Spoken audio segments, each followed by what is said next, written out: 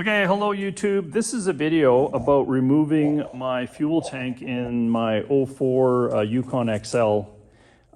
This was, for me, was a very difficult project just because I don't have a proper lift or anything, and I'm working under the vehicle, and most of these things are actually really hard to get access to, you know, upside down with dirt falling in your mouth and in your eyeballs and whatever.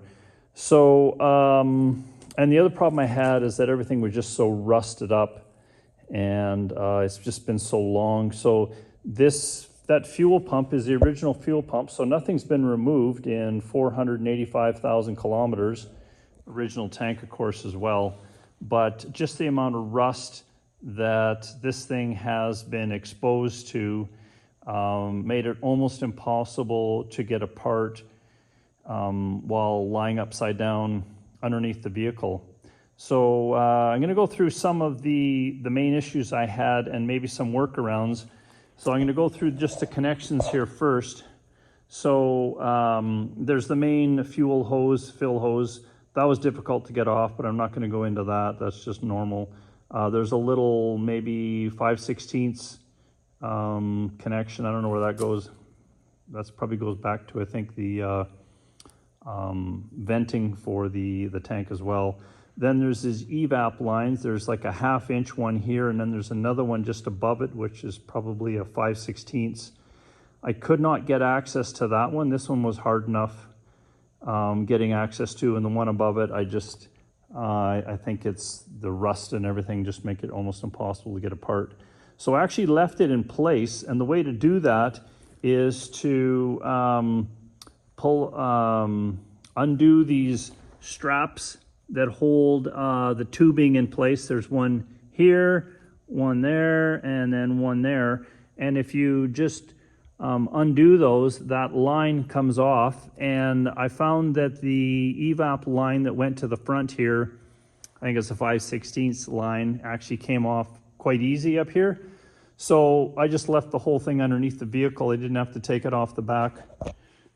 So when I fish it back together, I'll just have to make sure that I get it back in that little tubing raceway.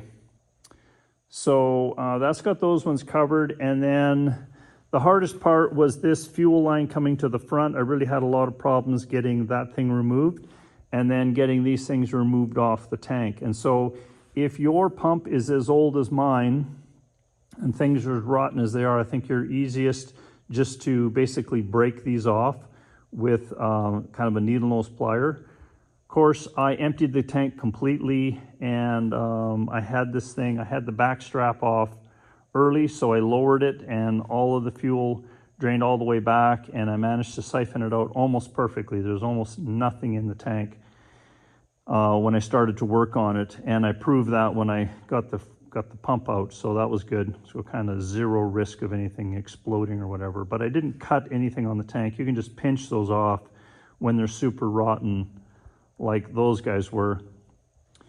So that was the quickest way to get those off. Once you have that strap off, well, it's all that stuff's free to you know, just move and be loose, and it's easier to work on underneath the vehicle when you break all those things off. This line to the front, I never actually did get it off properly. I just broke it off here, and then that freed up this line so that the whole tank would come down.